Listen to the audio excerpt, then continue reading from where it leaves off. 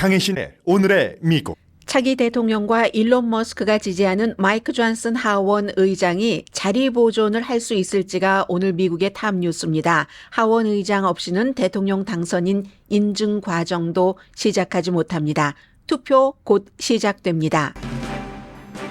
한국 공수처가 윤석열 대통령 체포를 포기한 한국의 비상사태를 세계 언론은 한국의 정치 위기가 극적으로 전환됐다고 보도를 합니다. 바이든 대통령은 공화당에서 배반자로 낙인 찍힌 리스 체니 전 연방 하원 의원에게 일반 시민이 받을 수 있는 최고 영예인 대통령 시민 메달을 수여했습니다. 그러나 지금 현 하원 의장도 트럼프에게 상처를 주려고 조사했는지를 철저히 파헤칠 것이라고 서약하고 있습니다. 바이든 대통령은 오늘 일본 철강이 US 스틸을 사지 못하도록 막는 대통령 권한을 쓸 것으로 알려졌습니다. 이유는 미국의 국가안보 위협 때문인데 정부 조사위원회가 결론을 내리지 못해서 대통령이 결정하도록 넘어갔고, 그러나 대통령의 이 같은 결정에 대해서는 반대하는 사람도 많습니다. 라스베가스 호텔 앞에서 발생한 테슬라 사이버트럭 폭발 사건을 수사 당국은 자살 행위로 보고 있습니다. 그린벨의 모범 군인으로 평가받은 용의자가 큰 피해를 주려면 줄 수 있었지만 폭발 전 총으로 자해한 것을 보면 자살이라는 결론입니다. 뉴올리언스 사건 용의자는 극단적인 종교적 시각의 소유자였다는 보도가 나옵니다. IS에 정식으로 가담했는지는 수사 중입니다. 두 사건 용의자가 같은 부대에 근무를 했고 같은 렌트카 앱을 사용한 공통점이 있지만 사건의 연관성은 없는 것으로 보인다는 게 수사 당국의 판단입니다. 현 대통령은 다음 주 월요일 뉴올리언스를 방문하고 차기 대통령은 이번 사건으로 국경 단속을 강화한다는 활용을 할 의지를 가지고 있습니다. 질 바이든 여사가 지난해 외국에서 받은 가장 비싼 선물은 다이아몬드입니다. 미국은 선물 규정이 철저해서 밝혀야지 되고 비싼 선물은 파기하거나 관계부처에서 보관하고 전시합니다. 공중위생국장이 알코올 음료에 대해 암 경고문 표시를 다시 촉구했습니다. 음주와 암이 연관이 깊은데도 일반인들은 위험조차 인식하지 못한다는 게 공중위생국장의 지적입니다. 여러분 안녕하십니까? 오늘의 미국 강혜신입니다. 오늘 이제 1월 1일이 수요일이었기 때문에 첫 번째 주가 지나가는 마지막 금요일입니다. 그리고 미국에서는 정치의 시작의 날이라고 말씀드려도 될까요? 연방 의회가 개원을 하는데, 의회가 개원하면서 전부 지금 케이블 텔레비전 방송은 의사당 앞에 워싱턴 DC 추울 텐데도 야외에서 방송 시스템을 준비를 하고 그곳에서 생중계를 하고 있네요. 오늘의 미국을 듣고 보고 계시는 분은 미국 내에서나 한국이나 세계 어느 지역에서 전부 미국에 관심이 많이 있는 그런 분들일 겁니다. 미국의 정치 시즌이 1월 3일 지금 시작이 되는 거고, 이 정치 시즌의 시작은 연방 하원 의장을 선출하는 것에서부터 시작이 됩니다. 현재 거의 이제 다수당이 되죠. 꼭 다수당이 돼야지 된다 이런 법은 없지만 의회 의원들이 자당의 의원을 그 하원 의장으로 뽑지, 말하자면 반에서 내가 좋아하는 사람을 반장으로 뽑지, 나와는 전혀 의견이 다른 반대쪽에 있는 친구를 반장으로 뽑을 리는 없겠죠. 그렇기 때문에 다수당이 의회에 양당의 하원 의장이 되는 것은 너무 당연하고, 현재 그 공화당의 마이크 존슨 루이지아나주의 하원 의원이 다수당에 이제 어찌어찌하여서 아주 애매모호하게 뭐 이름도 알지 못했던 사람들이 대부분인데, 같은 의원들 사이에서도 상원 의원이 이 마이크 존슨이 하원 의장이 될 때 후라고 얘기를 많이 했습니다. 그런데 여러 스토리로 인해서 또 이제 트럼프의 지지를 받아서 당선이 됐고, 이번에도 마찬가지로 트럼프 대통령 당선인과 일론 머스크가 마이크 존슨을 그대로 하원 의장으로 연임시키자라고 하지만 공화당에서 이 말을 듣지 않는 사람들이 있습니다. 그리고 이번 119대인데요. 119대 연방 하원은 공화당이 219, 그리고 이제 민주당이 215석입니다. 한석이 지금 어떻게 됐는지 제가 잘 모르겠는데요. 435석 가운데서 과반수 218표를 받아야지 되는데 아무리 대통령 당선인이 얘기를 해도 이게 안 되는 거죠. 도전자가 없습니다. 오늘은 도전자가 없어서 도전자가 있을 때 하원 의장에 출마합니다 하고 막 연설을 하죠. 그리고 나서 투표를 하면은 민주당은 당연히 다른 사람들 민주당의 하킴 제프리스 원내대표라든가 이런 사람에게 투표를 할 것이고 공화당은 많은 사람들이 마이크 존슨에게 투표를 하겠지만 지금 공식적으로 한 16명 정도가 안 할 수도 있다. 이렇게 보고 있는 거거든요. 도전자는 없는데도 하원 의장 자리를 지키기가 어려운 겁니다. 어떤 이유냐면 공화당의 많은 사람들은 민주당과 예산안을 왜 협상을 해? 왜 적과 동침을 하느냐고 지난번 12월 달에 협상이 되지 않았으면 미국 연방정부가 문을 닫았어야지 되죠. 또 다른 사람들은 우크라이나를 지원한다고 이 하원 의장이 우크라이나 지원에는 또 공화당의 강성과는 달리 어떤 그 지원을 한다는 정도의 입장을 유지를 하고 있습니다. 그래서 민주당과 무슨 일이 있어도 협상을 한 것은 배신이랍니다. 왜 이렇게 배신의 시대, 배신의 소리가 많아요, 요즘에? 배신의 시대로 정치계가 이름이 지워지고 민주당과 협상한 건 배신이다. 원래의 정치는 미국에서도 상대당과 협상을 해서 중간 지점을 찾아내는 윈윈이 정치라고 얘기를 합니다. 정치가 아닌 것은 대치라고 얘기를 하죠. 그런데 지금은 민주당과 협상을 했어? 그럼 배신이야. 공화당에서 이런 얘기가 나오는 겁니다. 그래서 트럼프 대통령, 공화당에서 아주 인기 있는 차기 대통령과 일론 머스크가 지지를 했어도 마이크 존슨이 하원 의장이 될지는 지금 잘 모르겠고요. 만약에 된다 할지라도 하원 의장 없이는 아무 안건을 처리를 못합니다. 순서도 잡고 해야지 되기 때문에요. 그래서 한 번에 된다 할지라도 처음에 되지 않으면 앞으로 2년 동안도 하원의 임기가 2년이니까요. 2년 동안 이게 쉽지 않겠구나. 아무리 마이크 존슨이 어떠한 조금 공화당의 보수적인 안건을 또 트럼프에 맞춰서 가지고 가려고 해도 한두 사람이 이게 반항을 하면 이게 안 되겠구나 이런 걸 알 수도 있고요. 제일 지금 유명한 사람이 어제 쇼 프로그램에도 나오고 또 월스트리트저널과의 인터뷰에서도 얘기를 하고 하는 켄터키주의 하원 의원 토마스 메시 하원 의원이 이런 얘기까지 했습니다. 여러분들 그분 기억하시죠? 불과 얼마 전이었기 때문에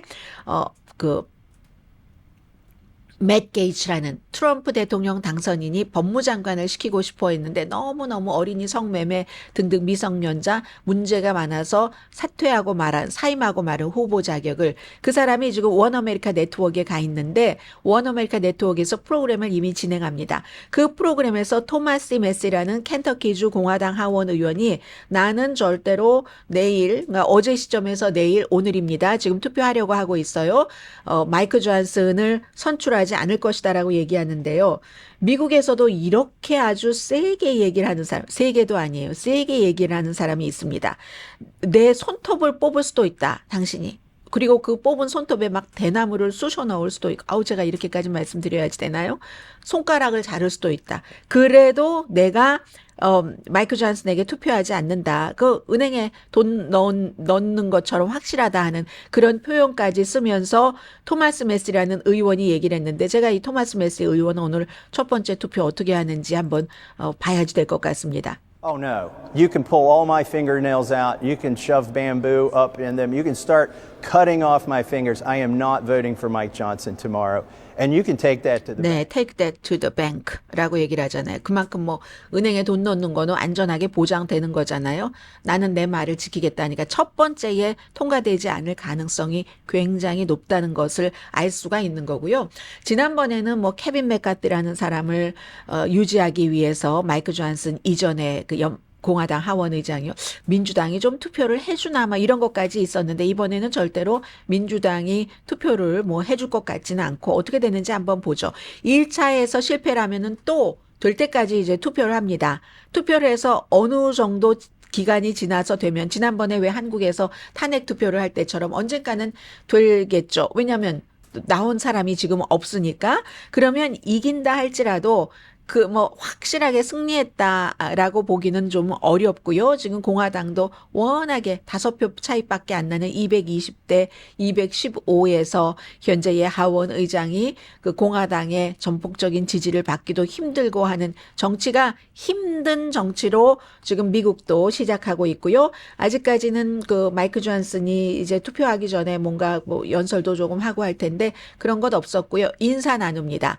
워싱턴 DC 시간으로 12시에 이제 오픈이 됐기 때문에 지금 그렇게 되니까요. 자, 잠시 뒤에 좀 보겠습니다. 이제 그게 뭔가를 잃어버리면 안 된다 하는 아무튼 한 표만 잃어버려도 안 되는 이렇게 계산을 하시면은 될 것 같습니다.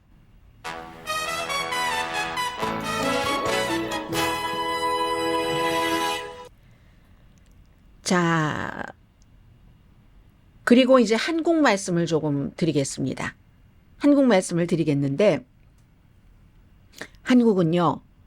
공수처의 수사관들이 어제 많은 분들이 보셨을 겁니다. 이걸 제가 미국과 다른 나라의 언론의 보도를 통해서 전해드리는 겁니다. 공수처 수사관들이 몇 시간 동안이나 어제 오전 내내 뭐 5시간 이상이었던 것 같아요. 그렇게 대치를 한 끝에 어제 로스앤젤레스 시간으로 오후 2시가 넘어서 이제 관저에 도착을 했고 밖에서 좀 기다리다가 들어갔고 처음에는 뭐 한 70명 정도는 밖에서 기다리다가 결국은 뭐 100 몇십 명이 들어갔잖아요. 100 몇십 명, 공수처에서 30명, 나머지 경찰에서 120명에서 150명 정도가 들어갔을 겁니다. 그런데 텔레비전을 통해서 많이 보셨죠. 한국 텔레비전 통해서뿐만이 아니라 미국의 신문에서도요. 뭐 뉴욕타임스 같은데 전부 라이브로 중계를 했고 BBC 방송도 라이브, 가디언 전부 라이브로 중계를 했습니다. 그만큼 지금 관심이 많은 거예요. 이 계엄령을 발표를 했고 그걸 6시간 만에 취소를 하고 계엄 해제를 하고 그 뒤에 이제 2주일이 채 안 돼서 탄핵이 됐고 탄핵 과정을 수사하면서 내란 음모 혐의로 지금 공수처가 그를 체포영장이 발부를 받아서 체포를 하려고 하는 동안에 한 2,800명 경관이 배치가 됐고요. 그 주변에. 그리고 뭐 버스가, 경찰 버스가 135대가 그 관저에 갔으니까 겹겹이 둘러싸여 있더군요. 겹겹이 방어막을 친 겁니다. 그러니까 경찰차가 135대가 가서 방어막을 쳤다는 것은 그 자리에 누워 있었고 했었던 사람들은 없을 수 있다는 얘기가 됐죠. 그리고 또 너무나 이른 시간이었기 때문에 사람들이 많지도 않았습니다. 처음에는. 그래서 이제 그렇게 장벽을 다 치고도 길을 막았으니까 이건 민간인은 일단 그 정리가 된 거예요. 그리고 나서 결국은 공수처가 현장 인력의 안전이 우려가 돼서 우리가 철수를 했다. 이건 민간인과의 대치가 아니라 대통령 경호국과 대치. 경호국도 이제 마지막에 경호 일반 민간복을 입은 사람도 있고 뭐 군복을 입은 사람도 있고 겹겹이 입지 않겠어요? 첫 번째 방어선을 뚫지를 못한 겁니다. 그리고 나서 경호실장과 경호차장에게는 뭐 사법방해 혐의로 기소되고 뭐 조사도 하고 있는데 영장 만료가 제가 5일이라고 말씀드렸는데 6일인가 봐요. 6일이죠? 그런데 이게 또 해픈 투비 6일이 앤토니 블링컨 미국의 국무장관이 한국을 방문하는 날입니다. 한미 장관급 회담을 하기 위해서. 이 상황에서 왜 가겠어요? 뭔가가 있을 겁니다. 분명히. 예를 들어서 지난번에는 대통령 계엄과 탄핵 이런 것들이 한창일 때 미국의 로이드 어스틴 그 국방장관이 가기로 했었던 일정을 취소하고 다른 나라들만 갔죠. 그리고 나중에 갔습니다. 뭔가 연관이 있다는 거죠. 이 상황에서 대통령 탄핵이 완전히 완결되지 않았는데 미국 장관이 한국을 방문한다 하는 것은 국무장관이 외무장관과 마찬가지니까요. 이거 뭔가가 아마 있을 겁니다. 그리고 그날이 영장이 만료가 되는 날이고 대통령 경호원들과의 대치 상황이 길어져서 영장 집행이 결국은 불가능하다고 판단했다. 이걸 보면 대통령 경호국에서 그 전까지는 우리는 법대로 현직 대통령을 보호하겠다 한 것이 대통령 측에서 해석하는 법대로 보호하겠다 하는 것임이 어제 이제 증명이 됐고요. 왜냐하면 직무는 정지됐지만 여전히 현직 대통령으로 남아있기 때문에 그리고 이제 이 대통령 경호국이 경찰에서도 군에서도 다 이제 선발된 사람들이 있기 때문에 말 그대로 엘리트 그 경호원들이잖아요. 그리고 이제 뭐 이런 사람들은 이런 경호국과 또 대테러 전문가들로 다 구성이 된 이런 사람들은 대통령이 누구를 하겠습니까? 가장 측근을 임명을 하겠죠. 그리고 측근들이 지금 뭐 가장 쉬운 표현으로 하자면 대통령을 배반하지 않은 겁니다. 어제까지는. 지난번에 그래서 이 경호처장이 김용현이었죠. 지금 감옥에 수감돼 있는 그 경호처장을 하고 나서 국방장관으로 옮긴 그 정도기 때문에 지금은 대통령을 지키고 있구나 하는 것을 알 수가 있고, 이건 한국의 전통이죠. 전통적으로 대통령이 딱 믿는 사람을 그 경호국장으로 임명을 하는 그 지금 이런 점이요. 그리고는 이제 지지자들에 대해서 여러분들께서 한국 언론을 통해서 보고 들으신 그대로입니다. 어제 보니까 경찰 추산으로 한 로스앤젤레스 시간으로 3시경에요. 한 500명 정도 된다고 했고 해외 언론에서는 한 1200명 정도로 봅니다. 지지자들이 얘기하고 주장하고 뭐 어디에 써오고 한 것이 국회 탄핵을 무효로 해라. 윤석열을 지키자. 대통령과 나라를 구하기 위해서 여기 왔다. 그리고 심지어 뭐 윤상현 의원 같은 경우는 예전에는 뭐 대통령의 여러 가지 행위와 말에 대해서 비난도 잘하더니 굉장히 그 지금 윤석열 대통령 쪽에 딱 그 붙어 있잖아요. 그리고 뭐 이 사람을 포함해서 여러 사람이 인간 사슬을 만들어라. 사람들에게. 그러니까 그 전날 막 들어 누워 있었고 윤석열 대통령을 지지한다는 사람이 수십 명들이 뭐 그런 일이 있었고 어제는 완전히 길을 다 막았고요. 또 이런 얘기를 하는 사람도 있습니다. 이런 얘기를 해외에서는 어떻게 들을까요? 65세의 이영진 씨 뉴욕타임즈와 인터뷰에서 대통령은 킹과 같은데 왕과 같은데 어떻게 왕을 이렇게 대우할 수 있습니까? 미국에서는 대통령이 킹이 아니라고 주장을 합니다. 한국에서도 마찬가지죠. 제왕적인 대통령 권한을 이번 기회에 여러 가지 복잡한 일이 있지만 이것도 개혁을 해야 된다고 얘기하는데 이런 사람들도 많은 겁니다. 이영진 씨, 대통령이 왕과 같은데 어떻게 왕을 이렇게 대할 수가 있는가? 그리고 또 다른 분 이원옥 씨 59살입니다. 대통령 경호원은 필요하다면 수류탄을 던져서 대통령 가까이 대통령을 체포하려고 가는 사람들을 막아야지 된다. 이분은 뭐 말티스 개와 함께 여기에 뭐 나와서 그런 얘기를 했다고 하네요. 그리고 야당 의원들이 윤석열 대통령이 계엄을 선포하도록 몰아넣었다. 이렇게 비난한다는 얘기입니다. 뭐 예산 삭감하는 등 여러 가지 모든 조치를 다 취했고 윤석열 대통령은 잘못한 것이 없다. 그래서 이게 불공평하다는 얘기입니다. 여기까지 이제 갔습니다. 계엄이 정당하다까지 갔죠. 가디언은요, 역시 윤석열 대통령 지지자들을 취재를 했습니다. 대부분이 노인이지만 젊은 지지자들도 있어서 젊은 지지자들은 차와 라면을 끓여서 이제 노인분들께 이렇게 가져다 드리고 했다는 얘기인데 대부분이 전부 계엄 선포가 합헌이고 정당하다고 주장을 한다는 겁니다. 그래서 제가 어제 말씀을 드린 겁니다. 의사당 폭동 사건을 정당하다고 보는 그런 트럼프의 지지자들과 비슷하다 하는 얘기고요. 평인수 선생님 74살입니다. 경찰이 다 이렇게 끝나서 공수처가 철수를 했어요. 그랬더니 경찰이 애국 시민에 의해서 이게 이제 결국은 실패했다. 그리고 영어와 한국어로 동시에 써 있는 함께 가자. 이런 그 팻말 같은 것을 들고요. 한국 국기와 태극기와 성조기를 휘날리면서 이분들은 많은 분들이 도널드 트럼프가 대통령이 돼서 한국을 올바른 길로 가도록 도와주길 바란다. 윤석열 대통령을 구해주기를 바란다. 이걸 이제 트럼프 대통령에게 차기 대통령에게 기대고 있다는 겁니다. 그런데 이제 한국의 보수 언론조차도 계엄 선포 이후에는 돌아섰습니다. 지금 가디언이 지적을 하는 거예요. 조선일보 사설이 검찰 출신 대통령으로서 매우 부적절하다. 동아일보 사설 황당을 넘어서 개탄할 만한 수준이다. 그럼 대통령과 대통령 주변 변호팀은 왜 이렇게 법 해석을 다르게 하는 거예요? 완전히 그 미국에서도 트럼프 지지자들과 트럼프 지지자 아닌 사람들이 똑같은 상황을 보고 완전히 반대로 보는 것처럼 아니 이걸 설명할 필요가 뭐가 있어? 민주당 지지자나 윤석열 대통령에 반대하시는 분들은 말이 안 되잖아. 계엄령으로 끝났잖아. 이 내란이잖아. 이렇게 얘기를 하고 반대편에서는 그렇게 하도록 누가 만들었어?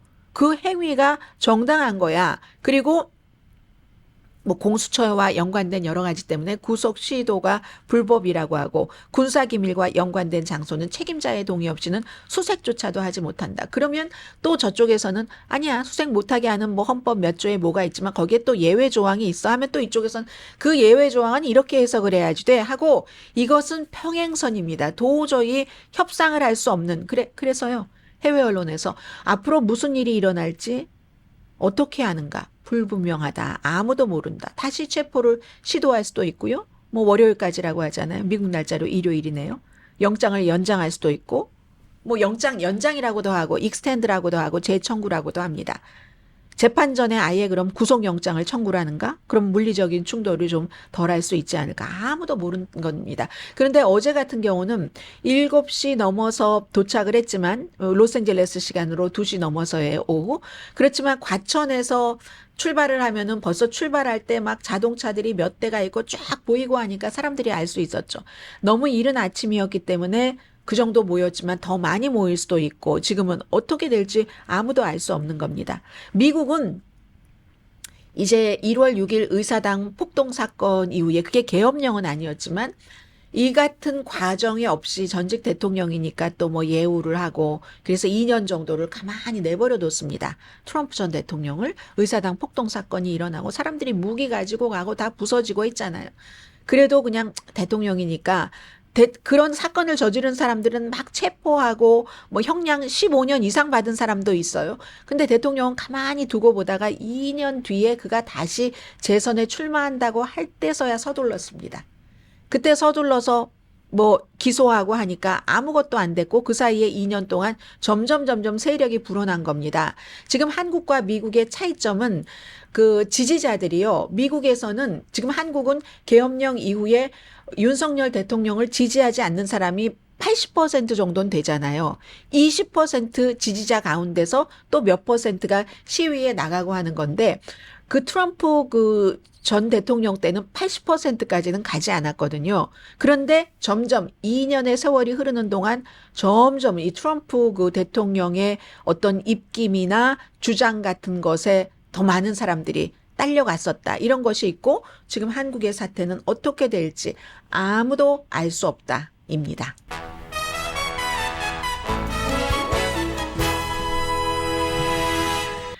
자, 잠시 뒤에 뭐 여러 가지 사건 그리고 의회를 아무래도 오늘은 그 팔로우업을 해드리면서 방송을 해야지 되겠네요. 라디오 서울 방송 오늘의 미국 듣고 계십니다. 라스베가스하고 그 뉴올리언스 이 사건은 조금 전해드려야지 되겠습니다.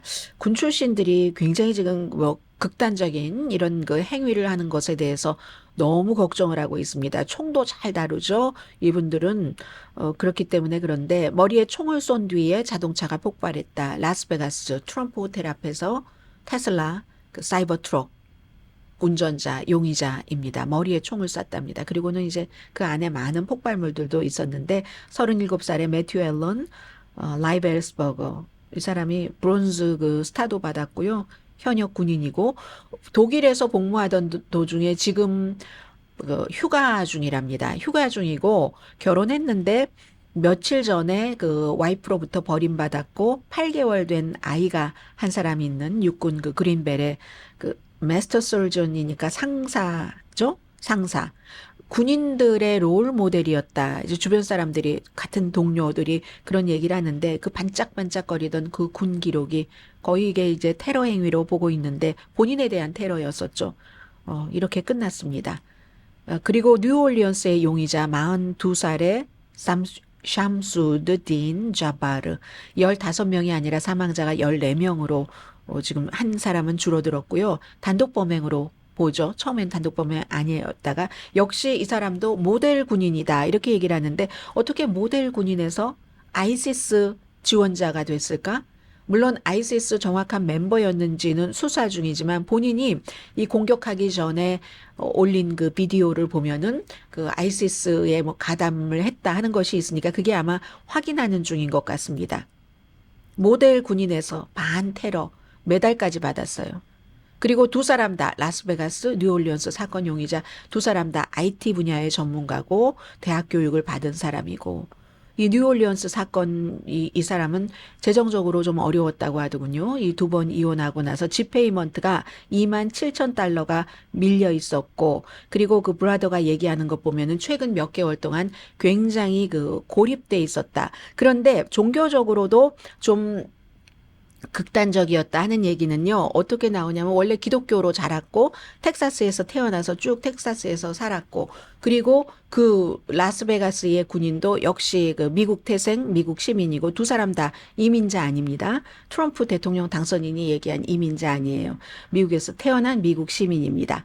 그런데 이제 이 뉴올리언스 용의자가 사운드 클라우드를 통해서, 사운드 클라우드가 2007년도에 만들어진 그 온라인 그 오디오 스트리밍 그 플랫폼입니다. 요즘에 하도 오디오 그 플랫폼이 많아서 생소하실 텐데, 음악하고 이제 팟캐스트를 주로 업로드 하는데, 여기서 그 음악 같은 것에 대해서 서구 음악이라든가 여러 가지에 대해서 굉장히 그 비난을 하는, 왜냐하면 기독교로 자라다가 이슬람교로 개종을 했다고 하고, 이슬람교에서 그 뭐 우리에게 개종을 하세요 뭐 이런 얘기를 하진 않아요. 기독교랑 차이점이, 가장 큰 차이점이 그거죠. 기독교는 누구를 너무너무 좋은 종교니까 전도를 하는 것이 큰 목표인데, 이슬람교는 그렇지는 않습니다. 그리고 서구 문명을 굉장히 싫어하죠. 막 여성들이 옷 벗고 뭐 거의 말하자면 막 다 벗은 상태에서 춤추고 뭐 노래하고 뭐 술 마시고 하는 것도 싫어하고, 그런 것에 대해서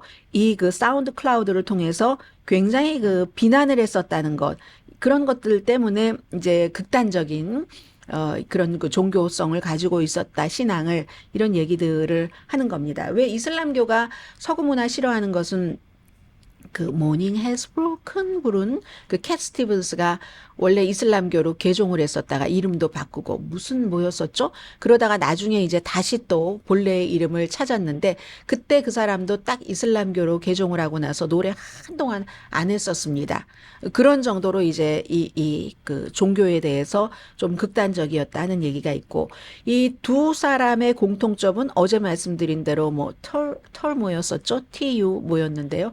그 자동차 렌트 앱 같은 것을 사용했다는 것, 그리고 부대도요, 그 유명한 그 노스캐롤라이나에 있는 그 포트 브래그, 그 부대에서 근무를 했는데, 그렇다고 같은 유닛은 아니었던 것 같아요. 아프가니스탄에도 파병이 됐었지만 같이 딱 붙어서 한 건 아니고, 그러니까 결국은 이거 연관성 있는 것 아니야? 같은 날이었고, 같은 뭐 육군 출신이고, 같은 IT 출신이고, 이렇게 해서 그랬는데, 그런 것은 연관성은 없다 하는 것으로 보고, 두 사람의 범행 동기도 아직 모르고, 물론 뉴올리언스 같은 경우는 가족을 살해하려는 이런 뜻이 있었다는 그 보도도 있었고요. 하긴 하지만 지금은 이제 수사 초기 단계입니다.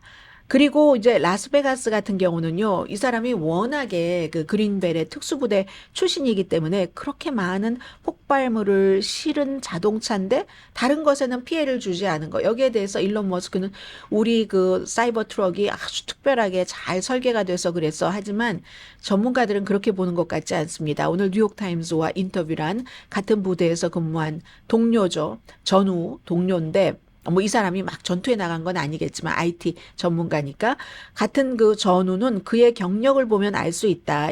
그 사람이 피해를 주려고 했으면 충분히 피해를 줄 수 있었는데, 이건 자살행위다. 그 폭발하기 전에 먼저 머리에 총을 쐈다고 하잖아요. 그러니까 이제 자살행위다. 다른 레이블을 붙일 수가 없다. 뭐 이렇게 얘기를 하고 있고, 물론 그 사이에 뭐 와이프와의 관계라든가, 뭐 우크라이나 전쟁에 대한 시각이라든가, 뭐 트럼프 당선인에 대한 시각이라든가, 이런 것들이 있지만, 이런 주장들은 서로 지금 엇갈리기 때문에 이렇다라고 딱히 집어서 말씀드릴 수는 조금 없는 것 같고요. 그럼 이 상태에서는 지금 미국에서 왜 이렇게 많이 팔로우업을 하고 말씀을 드리느냐. 사건 자체도 엄청나게 충격적일 뿐더러 모방 범죄가 일어날 가능성이 있잖아요. 그리고 군 출신들은 어떤 경우에 이 그 군에서의 경험했었던 여러 가지로 외상 증후군 같은 것들이 있기 때문에 모방 범죄가 될까봐 굉장히 신경들을 쓰는 거고, 그러니까 이 뉴올리언스 이런 데서 그날은 원래 이쪽에서는 로즈볼이 있었지만 거기서는 이제 또 그 슈거볼 칼리지 그 풋볼이 있었죠. 그 이제 연기해서 어제 끝났습니다.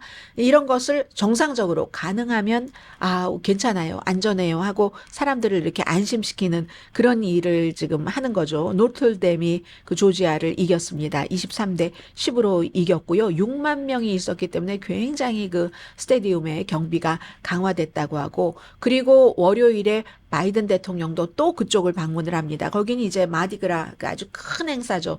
뉴올리언스에서 제일 큰 그런 이벤트가 있기 때문에 여기에 대해서 이제 대통령이 영부인과 함께 가서 여러분들 안전하니까 즐기세요 하는 것을 하라고 합니다. 그리고는 이제 근데 바이든 대통령의 무슨 소용이 있겠습니까? 이제 와서 며칠 남지 않았는데 차기 대통령의 움직임, 이런 것들을 바라보는 시각이 무척 중요합니다. 그런데 차기 대통령뿐만이 아니라 대통령 주변에 있는 사람들이 무슨 이민에 관련된 그런 사람들이 전부 이것을 이민과 계속 연관을 시킵니다. 국경, 처음엔 남부 국경이라고 했어요. 그러다가 이게 이 두 사람이 특히 이제 뉴올리언스가 이민자가 아니니까 그 다음에는 국경 오픈 자체가 이렇게 아이시스 같은 것들도 들여오는 것이다, 이런 지금 주장을 하고 있거든요.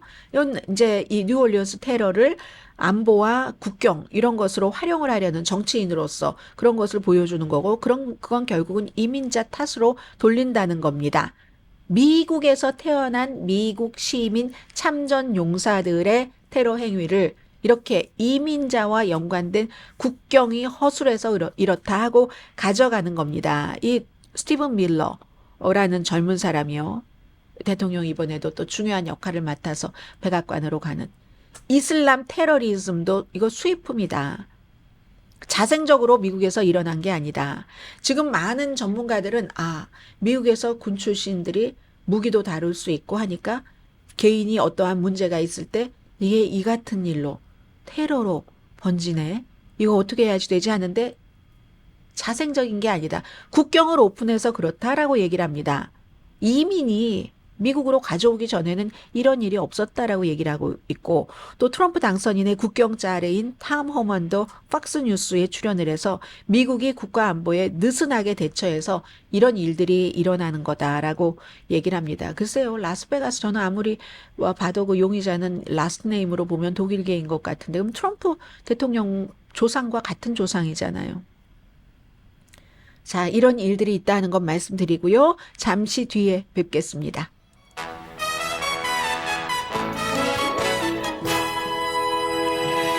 라디오 서울 방송 오늘의 미국 듣고 계십니다. 아직 의회에서 그 신임 하원 의장 투표는, 신임이 아니네요, 아직 결정되지 않았으니까 하원 의장 투표는 하지 않고 지금 하려고 한다는 것을 말씀드리면서요.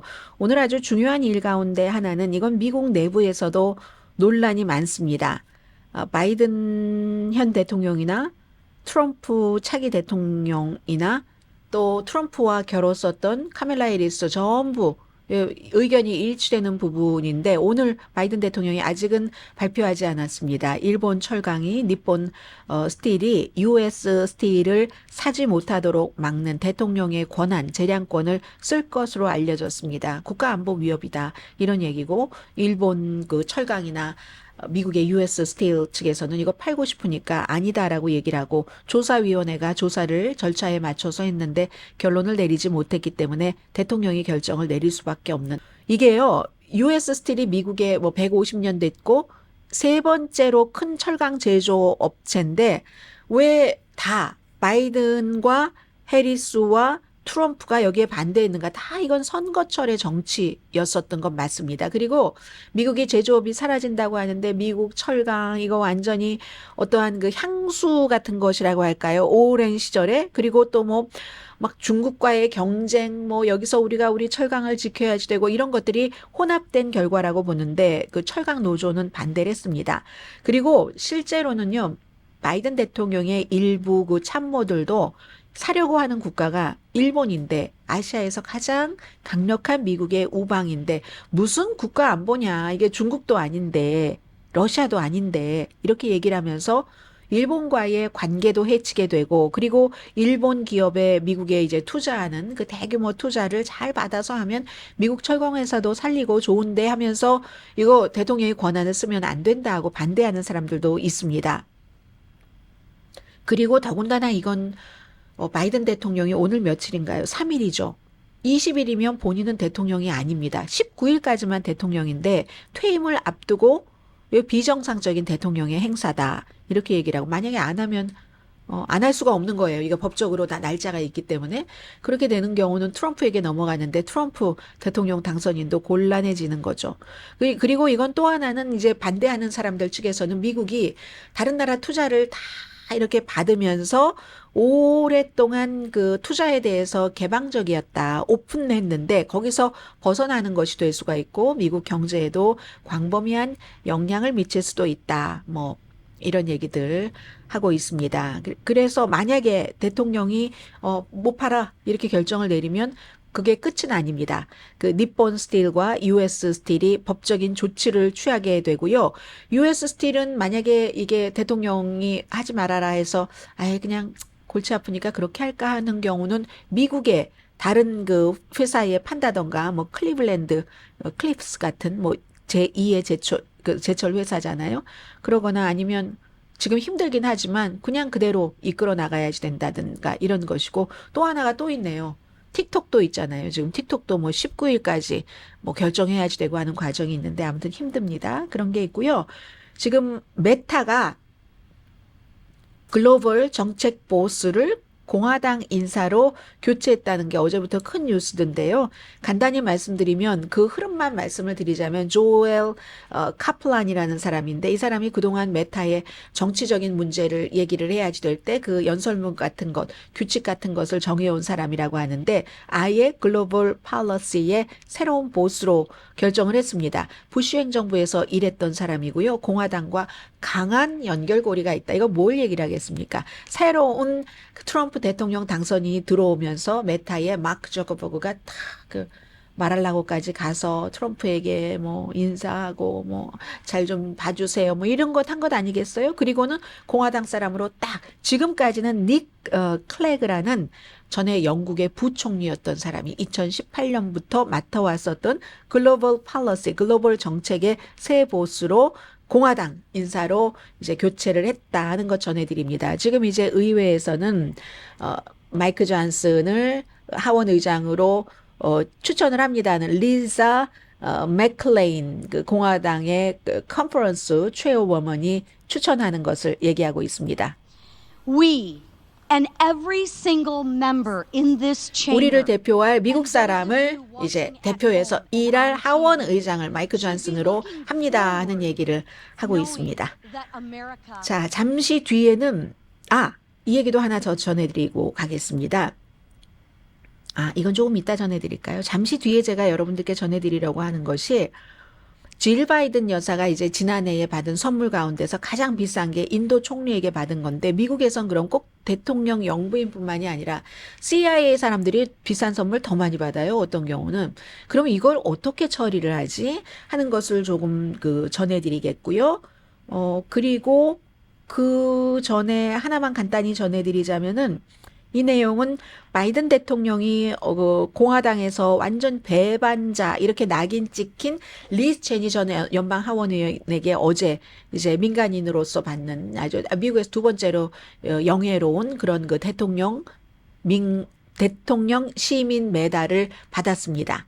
의사당 폭동 사건을 조사하는 의장과 부의장 버니 탐슨과 그 체니를 두 사람을 이렇게 했는데, 이 말씀을 왜 드리냐면 미국은 아직까지는요, 저쪽 당에서 배신자다 하면은 이쪽 당에서 사안이나 여러 가지에 따라서 또 받아들여서 저쪽 당에서 배신자로 찍은 사람을 품어줄 수 있는 그 정도의 여지는 있습니다. 그래서 어제 20명이 이렇게 대통령 그 프레지덴셜 시리즌 메달을 받을 때 보니까 리즈 체니가 받으니까 전부 그 백악관에서 사람들이 일어나서 어느 한 사람이 어느 순간에 일어서니까 전부 기립박수를 쳤거든요. 그런데 이게 또 만약에 지금 마이크 존슨이 박수를 막 받고 있어요. 하원 의장으로 하자 하는 연설은 끝나는 것 같고요.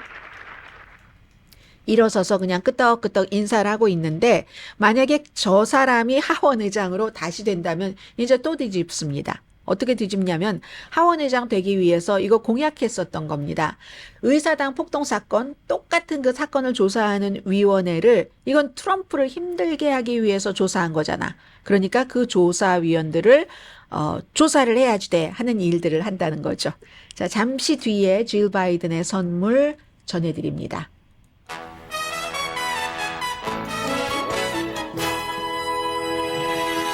라디오 서울 방송 오늘의 미국 듣고 계십니다. 네, 지금은요. There is only one leader who knows how to negotiate 민주당의 제프리 하킴스 원내대표를 하원의장으로 추천을 합니다 하는 그 민주당의 코커스 체어맨이 지금 그 추천사를 하고 있습니다. 네, 민주당은 이제 민주당 해야지 된다 하는 것이고 오늘 그 포커스 자체는 공화당이 첫 번째 되느냐 안 되느냐 이런 건데 오늘의 미국이 끝나기 전까지는 투표가 이루어지지 않을 것 같네요. 추천사를 딱 듣고 난 뒤에 당사자들이 또 제가 하원의장이 되면 이런 걸 하겠습니다 하고 연설을 해야지 되니까요. 2023년도에 외국 지도자에게 받은 가장 질 바이든 대통령 부인도 받았고 대통령도 받았고 하는데요. 무엇이었는지 미국 사람들도 이런 거 궁금해합니다. AP통신이 발표를 했는데 국무부가 이걸 다 기록을 해서 발표를 합니다. $480까지는 가질 수 있는데요. 그 이상이 되면은 보고를 하고 그리고 어떤 경우는 어디에다가 이제 딱 전시를 한다던가 보관을 한다던가 해야지 되거든요. 그래서 외국 지도자들로부터 물론 윤석열 대통령도 대통령이었었을 때 선물을 했고요.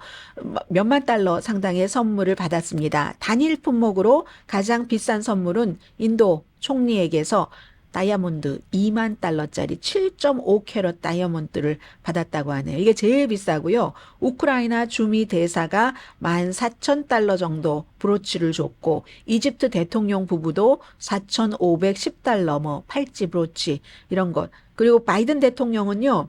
제일 비싼 게 윤석열 대통령이 준 거네요. 7,100달러 정도의 그 사진 앨범. 좀 특별한 앨범인가 보죠. 몽골 총리가 3,495달러. 몽골의 무슨 전사 그 조각상이고 브루나이 국왕 3,300달러. 이스라엘 대통령 3,160달러. 우크라이나 볼로디미르 젤렌스키 대통령이 2,400달러 정도의 그 콜라주 어떤 그 작품 같은 거 줬다고 합니다. 영국, 프랑스 이런 데는 비싼 것 안 주네요. 선물 줄 때 미국에 연방 법이 480달러 이상 받으면은 신고하도록 480달러 안 되면 신고 안 해도 되네요. 대체적으로 이제 소박한데 이렇게 비싼 몇천 달러 정도를 비싸다고 보는 겁니다. 그래서 2만 달러 정도의 이 인도 총리가 준 다이아몬드는 백악관 이스트 윙에 이제 보관을 하고 그리고 또 뭐죠? 그리고 나서 또 다른 보관소로 이관이 되는데 어떤 용도로 사용될지는 알 수 없다고 하고 가져가지 못합니다. 어떤 경우는요. 선물 받은 것을 그 시가에 맞춰서 살 수도 있대요. 살 수 있는 옵션이 있지만 이런 비싼 거를 선물 받은 거를 사가는 사람은 거의 없답니다. 그리고 백악관 이외에 지금 그 중앙정보국 사람들도 선물을 많이 받는데 예를 들어서 롤렉스 같은 고급 시계라든가 향수 그밖에 보석 등 선물을 많이 받는데 이 보통 이제 CIA 사람들은 파기를 한답니다. 디스트로이를 시켜버린다는 거예요. 윌리엄 번스 CIA 국장이 이건 이제 CIA에게 준 것이기 때문에 신원도 밝히지 않습니다. 18,000달러 정도의 무슨 망원경 있잖아요. 그 천체 망원경. 이건 이제 연방 어떤 기구로 옮겨지고 그리고 11,000달러 정도의 오메가 시계도 받았는데 이거 디스트로이 했답니다. 그리고 그 국장이 그러니까 다른 직원들도 비슷하게 다 이걸 이제 파기시킨다는 거예요. 오메가 시계가 많고 다이아몬드 목걸이라든가 이런 등등이 있는데 리비아 보석상이 알구루라는 게 아마 상표인가 보죠. 3만 달러 정도의 여성 보석 세트를 받은 CIA의 그 담당자도 있다고 하는데 이거 다 없애버린답니다. 그냥 다 파괴시켜버린다고요. 롤렉스, 오이스터, 무슨 시계 이런 것들도 다 파괴시켜버린다고 하는데 그런데요. 보통 이걸 왜 파기를 하는가? 깨끗하다, 나는 깨끗하다, 나는 청렴해 하는 것을 보여주는 거죠. 고가 선물 파기 이런 거. 뭐 그렇다고 옆에서 제가 찾아봤어요. 누가 옆에서 증인이 있어야지 되지 않나? 근데 증인이 있어야지 된다 하는 거는 없지만 어떤 부서에 따라서 누가 직원들이 같이 보기도 하고 그런 정도가 된다는데, 파기하지 않고 파기했다고 하면 그런 경우는 이제 미국에 거의 없죠. 이게 언어 시스템이라고 해서 이게 잘못하면은 연방법에 의해서 굉장히 처벌을 받을 수도 있고 감사, 감시 이런 것들이 있기 때문에 법적으로 누가 파기할 때 옆에 있어야지 된다는 것은 없지만 그래도 그걸 거짓말로 하는 것은 없다. 뭐 이런 얘기인 것 같아요. 자, 오늘의 미국 도와주시는 분들부터 말씀을 드리고 중요한 새해의 건강과 관련된 뉴스로 오늘 인사를 드리겠습니다. 투표를 하는 것 같네요. 그렇지만 오늘의 미국에서는 투표 결과까지는 말씀드릴 수가 없겠고요. 공중위생국장이 새해에 알코올 음료에도 암에 걸릴 수 있다는 경고문을 붙여야지 된다고 촉구를 했습니다. 비백 머시 공중위생국장이죠. 이게 담배에도 그런데 왜 알코올에는 사람들이 잘 모르는데 이 술도 암 발병과 연관이 있다는 것을 수없이 많은 연구조사에서 이게 밝혀냈다는 겁니다. 매년 무슨 암 발병이 엄청 많은데 예를 들어서요. 7가지 유형의 암, 여성의 경우 유방암, 대장암, 식도암, 간암, 구강암, 인두암, 후두암, 이게 술 많이 마시면 연관이 있다 하는 얘기고요. 알코올 섭취 양이 많을수록 암 위험이 커지고 유방암, 구강암, 인후암 같은 특정 암의 경우는 하루에 한 잔이 안 되는 그 정도의 술 마시는 것에서도 그 위험이 증가할 수 있다. 이런 얘기들을 하고 있고요. 현재 그 알코올 음료에 뭐 붙이는 그 스티커는 1988년 이후에 바뀌지 않았답니다. 물론 최근에 술 소비가 조금 줄어들긴 하지만 이러한 것은 중요하다. 술 적당히 아니면 안 드시는 것도 좋죠. 강혜진이었습니다.